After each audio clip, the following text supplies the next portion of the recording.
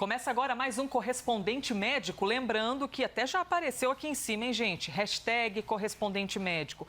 É por este endereço que você pode conversar com a gente aqui. Vai lá no Twitter, abre a sua conta, deixa a sua dúvida, a sua pergunta, se for sobre vacina, por exemplo, que é o assunto que a gente vai falar agora. E no fim da mensagem você marca a gente que eu consigo ver aqui em tempo real. Muito bem, começamos falando sobre vacinação e vacinação nos Estados Unidos, porque o primeiro lote da vacina da Pfizer-BioNTech começa a chegar nesta segunda-feira aos 50 estados americanos. E isso depois da liberação do Centro de Controle e Prevenção de Doenças. Informação dos Estados Unidos e temos também informações do Canadá, porque o Canadá também fez um acordo para receber 20 milhões de doses da vacina Pfizer-BioNTech, o que seria suficiente para imunizar 10 milhões de pessoas, pois estamos falando de uma imunização em 2 doses. Com isso, ele se torna o terceiro país a aprovar a vacina, depois do Reino Unido e dos Estados Unidos. Doutor, então temos mais países aí começando esse processo de vacinação, que é necessário, mas a gente sabe que não é fácil, até porque tem de um por um pegar o braço de cada pessoa que já faça parte desse grupo de risco aí da primeira fase. E aí tem toda a complexidade de logística, armazenagem, distribuição. É uma situação nova, uma situação diferente, que vem de encontro com esse desafio que é combater a pandemia. Então, a gente está percebendo aí o terceiro país usando um imunizante que tem por princípio estimular o RNA mensageiro, que basicamente significa estimular que as células do corpo produzam um determinado tipo de proteína que o coronavírus produz. E quando o sistema imunológico encontra essa proteína, então ele produz anticorpos que vão ficar ali armazenados e vão criar uma memória para quando essa pessoa tiver contato com o coronavírus de verdade, ela já esteja ali munida de uma forma prática de combater, de bloquear e de não permitir que o vírus manifeste a doença. A vacina da Pfizer-BioNTech é aquela que usa uma tecnologia diferente, que seria mais moderna e até por isso que ela é um pouquinho mais cara em relação às outras. Exato, ela usa uma tecnologia que produz essa proteína sem de fato poder provocar doença. Então, ela tem essa segurança, ela tem essa característica e acaba sendo, de fato, mais cara porque tem toda uma tecnologia envolvida no processo. E é aquela vacina de menos 70 graus, não é mesmo, doutor? Então, isso acaba sendo, Elisa, o desafio que a gente vai observar em relação à própria logística. A gente sabe que é lógico que você vai precisar ter ambientes para condicionar todo esse imunizante de uma forma que esteja, ao mesmo tempo, garantindo que todo o processo e todo o produto não venha a se deteriorar e, ao mesmo tempo, oferecendo a oportunidade de que a população possa chegar e receber, então, o imunizante. Qual é a pergunta que eu lhe faço? A gente já sabe, então, que a vacina é capaz de gerar anticorpos na pessoa, mas nós já sabemos por quanto tempo essa pessoa vai ficar imunizada ou não? E isso vai ser analisado na prática, no dia a dia. Elisa, isso vai ser analisado na prática, no dia a dia, porque o tempo de observação do desenvolvimento dessas doenças não nos deu meses suficientes para dizer muito além do que a gente observou com os trabalhos científicos. Mas a gente pode imaginar que vai produzir anticorpos sim e que vai ser o suficiente para que você possa, pelo menos, combater essa questão da transmissão da doença do que a gente vem observando agora em termos de pandemia. Se vai precisar de mais reforços lá para frente, isso a gente vai acabar vendo na própria prática. É importante que todo mundo tenha noção que a gente está vivendo um momento histórico e um momento diferente de tudo que a gente observou antes, porque em tempo real as coisas estão sendo desenvolvidas, descobertas, aprovadas e utilizadas para combate desse problema tão grande. Temos aqui uma pergunta pela hashtag Correspondente Médico. Vicente pergunta o seguinte: doutor Fernando, o que faz as vacinas terem valores financeiros diferentes? Toda a questão do investimento que é feito para desenvolver a vacina implica em que esses valores sejam diferentes. E também a questão de como você vai acondicionar, como você vai transportar, quais são as tecnologias envolvidas. Então, isso faz com que você tenha que, na verdade, para fazer o processo funcionar como um todo, tem um custo, tem um valor envolvido. E o valor é diferente entre as vacinas da Moderna, da Coronavac, da Pfizer-BioNTech, a vacina da Johnson. Cada uma está ali numa escala diferente de valores. Sendo que, na verdade, todos os processos científicos o que mostram é que é necessário que tenha a sua eficácia comprovada. Sim. Por isso que, independente de valor, não tem aquilo, uma é melhor do que a outra no ponto final. Não, a gente tem isso plotado, a gente tem isso demonstrado através das publicações científicas. E essa questão de vai imunizar a pessoa, mas por quanto tempo ainda segue aparecendo aqui na nossa hashtag, hein, doutor? Diego Ferreira de Souza, depois de iniciada a vacinação em qualquer lugar do mundo, em quanto tempo saberemos se a vacina é realmente eficaz? É o Diego de Belo Horizonte. O senhor acabou de responder isso, de que a gente vai ver na prática, mas um ano, por exemplo, seria um período de análise ou a gente não pode cravar uma data? Não, talvez a gente observe antes, Elisa, porque assim, como a gente está monitorando muito de perto os números e dados científicos referentes à internação, aos casos graves, aos casos moderados, inclusive, é possível que a gente perceba num curto espaço de tempo, às vezes meses, a redução do número de internação, a redução do número de mortes, relacionando com a intervenção feita através da própria vacina. Porque você imagina o seguinte, essa vacina que a gente está falando da Pfizer, recebeu uma dose, recebe outra depois de 21 dias, com um mês, em teoria, a pessoa está com os anticorpos funcionando a todo vapor.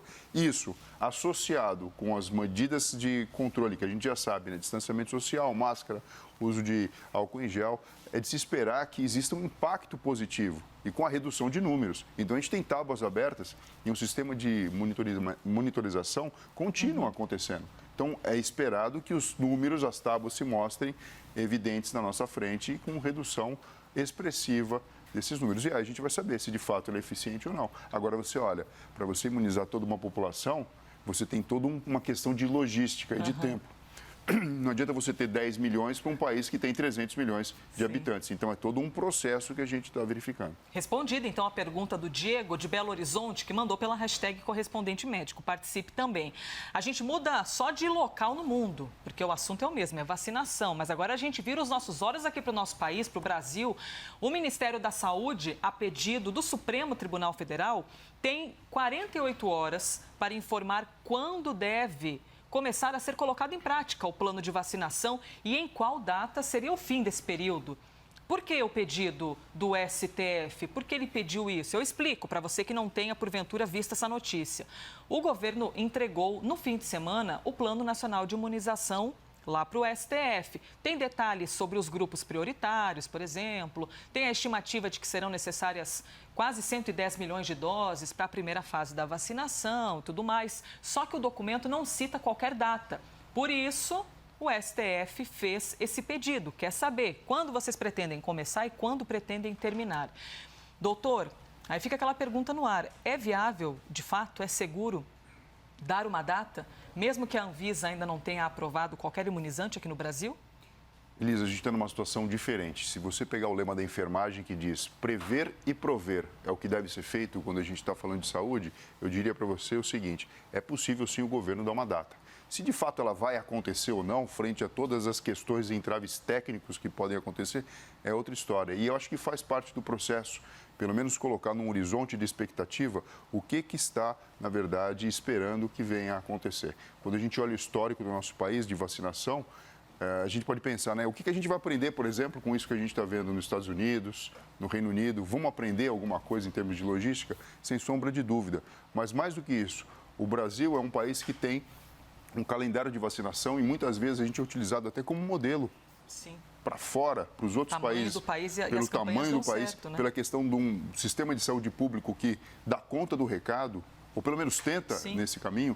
Então, acho que assim, a gente está num caminho certo, num caminho alinhado e o governo tem condição, pelo menos, de passar datas que a gente sabe que, frente à realidade dos fatos, pode ser que precisem, aí, de alguma forma, ser vistas de uma forma um pouco mais flexível. E o Plano Nacional de Imunização do Brasil costuma servir, inclusive, de referência para outros países, porque tem campanhas que dão muito certo, a própria questão da campanha do sarampo, que conseguiu, de fato, erradicar a doença no Brasil.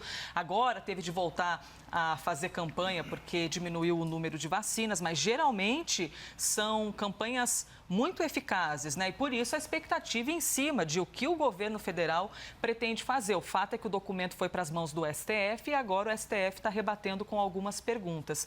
Nesse documento, existe a estimativa de 108 milhões de pessoas a serem vacinadas na primeira fase de vacinação dos grupos que foram considerados prioritários.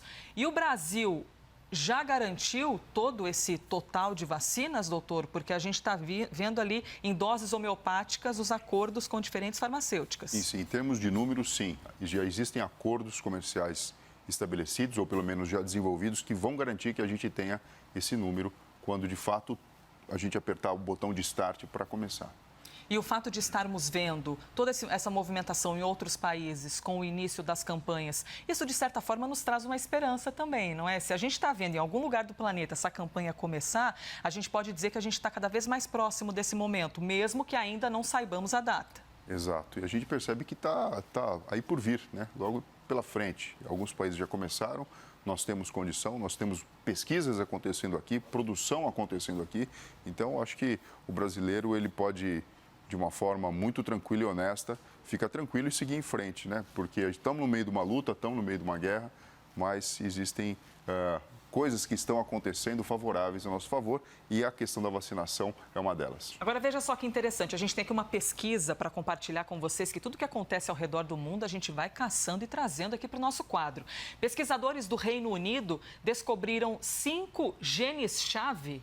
Já vou lhe perguntar o que são os genes-chave, ligados às formas mais graves de Covid-19. Então, eles encontraram essa característica estudando o DNA de quase 3 mil pacientes em cerca de 200 unidades de tratamento intensivo. Esses genes estariam no centro dos casos gravíssimos, que levam, inclusive, à inflamação pulmonar. Então, doutor, para quem não sabe, é leigo como eu, por exemplo, o que é um gene-chave? Olha só, Elisa, essa pergunta e essa pesquisa são interessantíssimas. Aqui, muitas vezes, a gente fala, né? Olha, depende da carga, da herança genética de cada pessoa em relação a como funciona o sistema imunológico dela para a manifestação do vírus. Falamos já isso, né? Porque as pessoas são diferentes.